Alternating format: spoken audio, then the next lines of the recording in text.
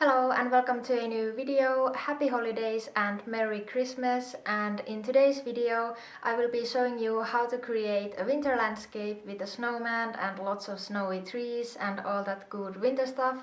So without further ado, let's start.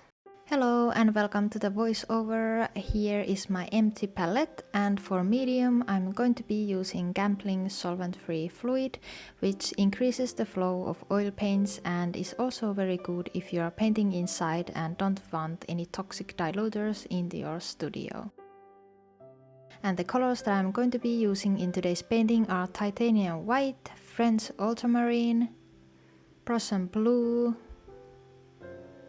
alizarin crimson, lamp black, yellow ochre, burnt sienna, king's blue light, cadmium yellow and cadmium yellow light.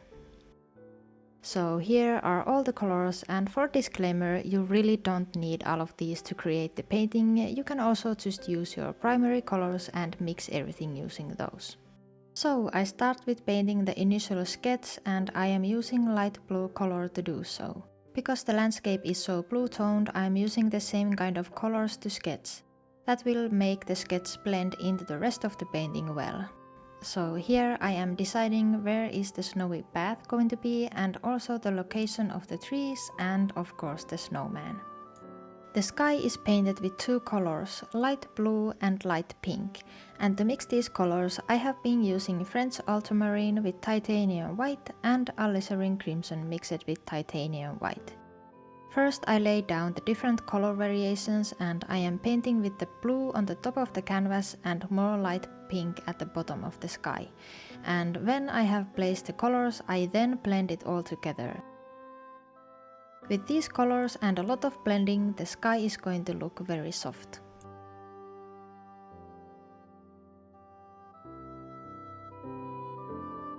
For the background trees, I am basically using the same blue color as in the sky, but this time I haven't used so much titanium white on it, so the trees are a bit darker in value. I am just using simple upward strokes to create the trees, and I am filling the whole horizon with them. I am painting some of the trees higher and some a bit lower, so there is a bit of variation to the trees as there would be in real life. Then I am making a second tree line, and for that I have added a tiny bit of alizarin crimson and more ultramarine to make the color a bit darker. I am basically doing the same thing, but this time I am controlling the brush a bit more to mimic the shape of a tree. I am filling the horizon with these darker trees, but I make sure to leave a couple of spots where you can see the lighter trees also. When I am happy with the placement, I take a brush and blend the trees a bit to make them look misty. But you can skip this part, or if you blend the trees too much, you can also go over them again and make the trees more defined, as I also did here.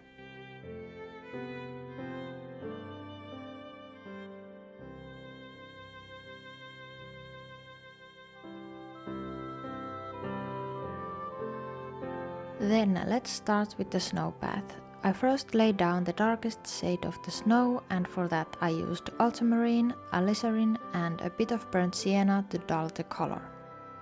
I am painting with whatever I have already in the palette, so I get a lot of variety with tones and lightness.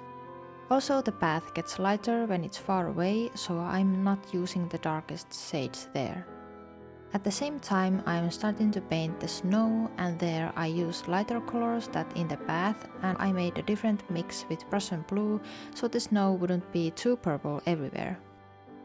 Remember that the snow reflects everything, so I also paint in the pink shades that we used in the sky.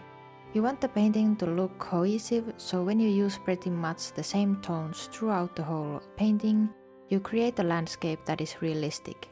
If in this landscape I would paint the snow super white or really grey, it would stand out and not really suit the rest of the painting.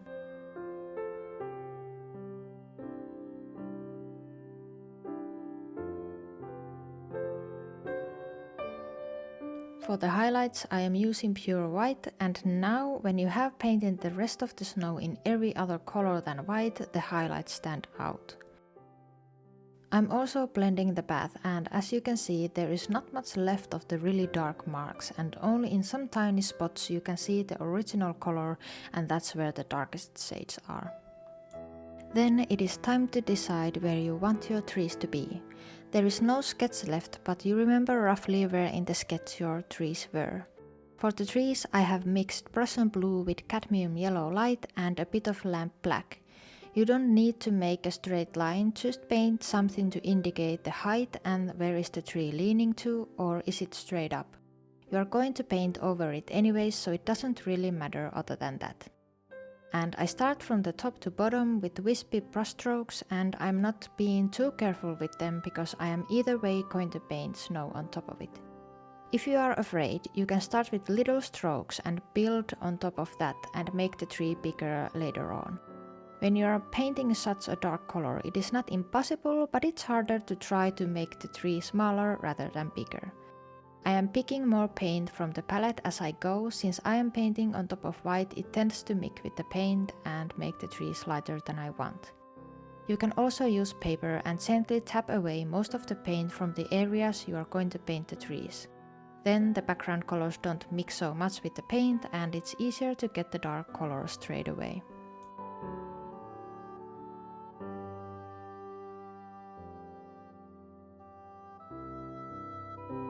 When you are happy with your trees, it is time for the snow.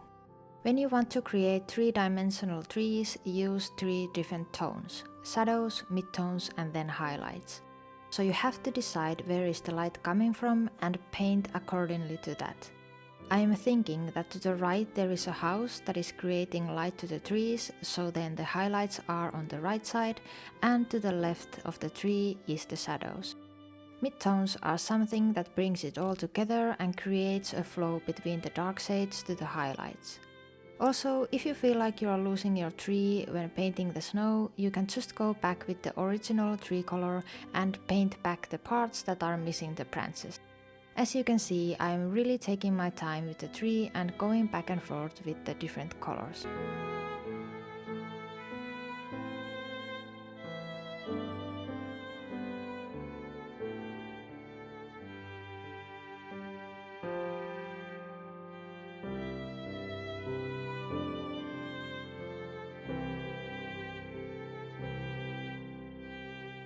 Then you basically replicate the same thing with the rest of the foreground trees.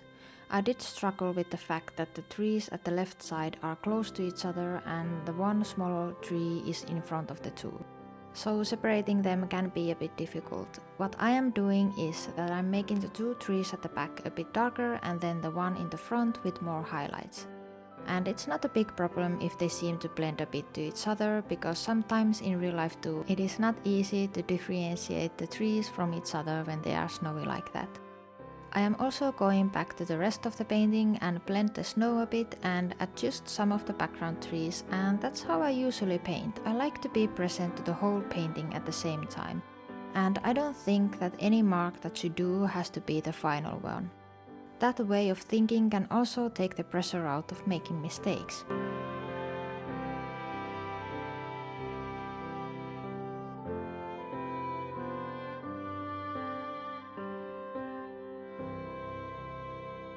I was feeling that the scene looked a bit empty at that point, so I decided to add some branches to the top left corner. I start by painting the leaves first with some purple colors that I had used for the path.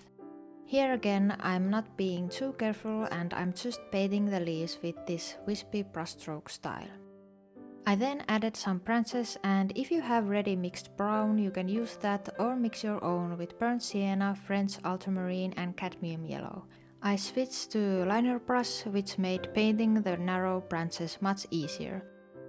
I also used quite a lot of medium to make the paint flow more on the canvas.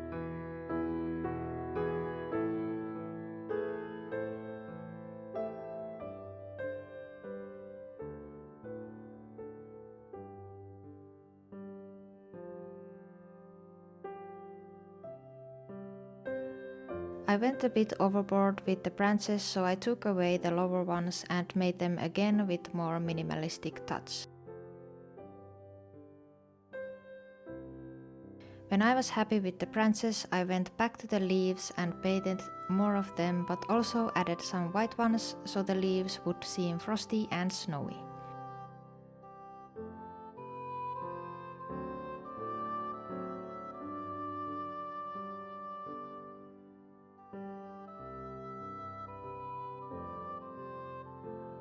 Then I went back to the snow and added more highlights and overall made sure that I was happy with everything and ready to paint the final touch, which was of course the snowman. Painting the snowman starts from the 3 circles, so again I choose the path color and paint down where the snowman is going to be.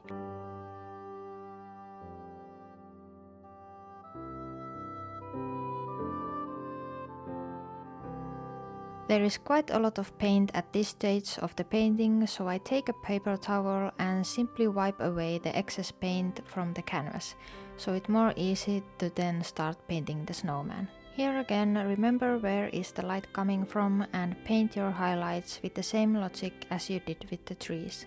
I started with putting the lightest parts down and then to the bottom of the snowball as well, because the snow is reflecting a bit of light over there too. Then I painted the shadow parts and again mid-tones that bring them all together.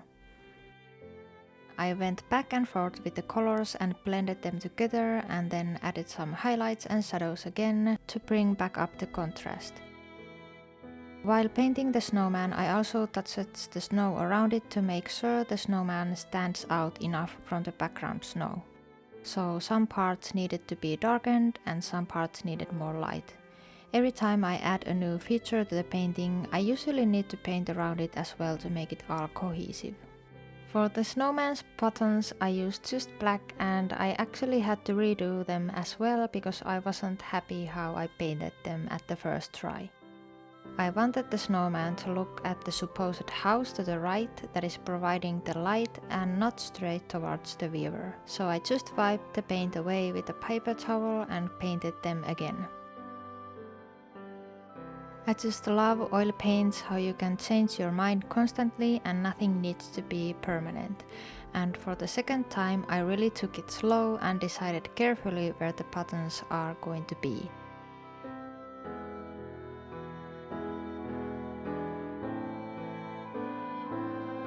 Before adding the hands for the snowman, I did some finishing touches to the rest of the painting.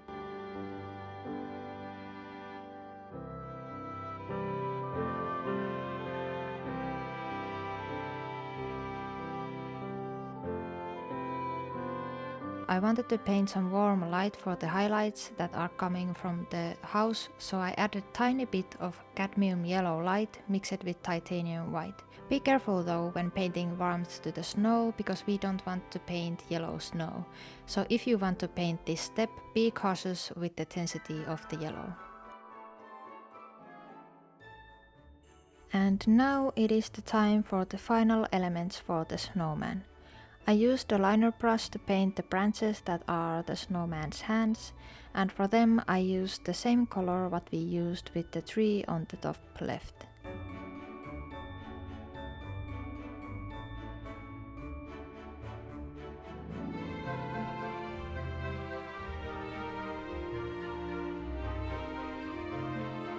For some reason these small detailed strokes can be intimidating, but you can just wipe the paint away and start over if you make any mistakes. I also use titanium white to make the branches a bit thinner.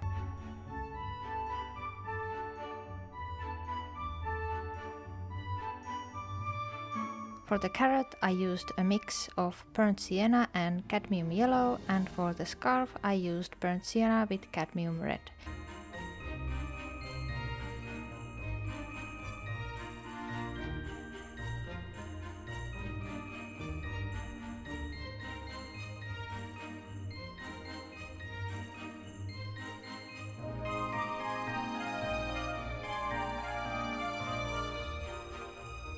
And that's it, my friends, now we have painted the Christmas landscape. Thank you you so much for watching. Happy holidays, and I hope you are able to spend it with your closed ones. And don't forget to leave a like for this video and subscribe for my future content. And all my other social media links are in the description below. Go check them out, and I will see you next time. Bye!